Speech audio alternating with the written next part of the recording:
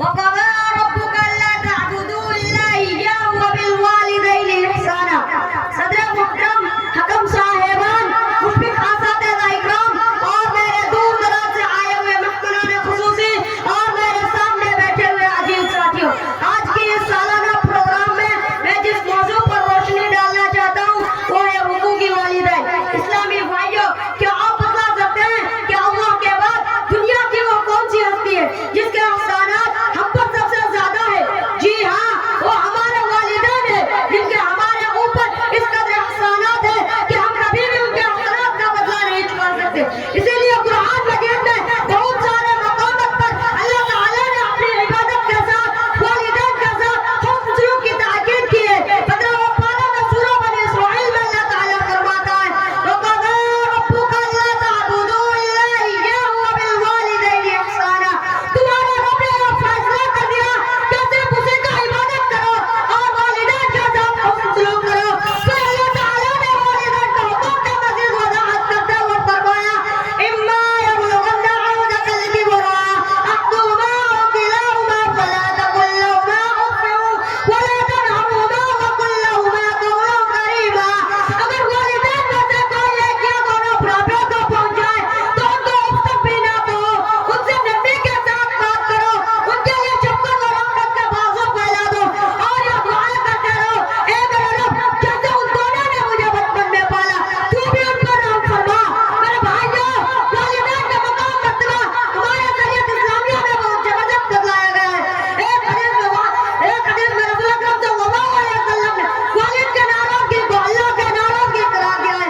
ایک مرتبہ اللہ کے رسول صلی اللہ علیہ وسلم سے کسی نے پوچھا کہ اللہ کے رسول, میرے اچھے سلوک کا سب سے زیادہ حقدار کون ہے؟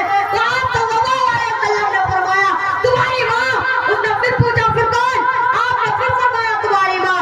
اس نے پھر سوال کیا اس کے بعد کون؟ آپ نے پھر فرمایا تمہاری ماں. چوتھی مرتبہ جب اس نے پوچھا پھر کون؟ تو آپ نے فرمایا تمہاری والد. ایک حدیث میں رسول اکرم صلی اللہ علیہ وسلم نے فرمایا جنت کا کے قدموں کے پاس ہے. میرے بھائیوں, ایک حدیث اللہ کے رسول صلی اللہ علیہ وسلم نے اس شخص پر بددعا کی جو اپنے والدین کو بڑھاپے کے حالات میں پائے اور ان کا خدمت کر کے اپنے آپ کو جنت کا مستحق نہ بنا سکے. ان تمام احادیث سے یہ پتہ چلتا ہے کہ والدین کا خدمت کرنا, ان کے اطاعت و فرما برداری کرنا, ان کے ساتھ نرمی و شفقت کے ساتھ گفتگو کرنا, خاص طور پہ جب وہ بڑھاپے کو پہنچ جائے تو ان کا اور زیادہ خدمت کرنا ایک مسلمان اولاد کی ذمہ داری ہے. اور یہ چارہ اعمال انشاءاللہ انسان کا جنت کا مستحق بنائیں گے.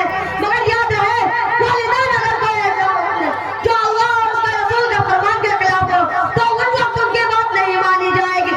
اللہ تعالیٰ قرآن مجید میں فرماتا ہے وَإِن جَاهَدَاكَ عَلَىٰ أَن تُشْرِكَ بِي مَا لَيْسَ لَكَ بِهِ عِلْمٌ فَلَا تُطِعْهُمَا وَصَاحِبْهُمَا فِي الدُّنْيَا مَعْرُوفًا. یعنی والدین اگر تمہیں شرک میں مبتلا کرنے کی کوشش کرے تو ان کی اطاعت مت کرو, البتہ دنیا میں ان کے ساتھ بھلائی کا سلوک برقرار رکھو. میں اسے اپنی باتوں کو ختم کرنا چاہتا ہوں. آخر میں اللہ تبارک و تعالیٰ سے دعا ہے ہم تمام مسلمان بھائی بہنوں کو والدین کی خدمت کرنے کی توفیق عطا فرما. آمین. وآخر دعوانا ان الحمدللہ رب العالمین. السلام علیکم ورحمۃ اللہ وبرکاتہ.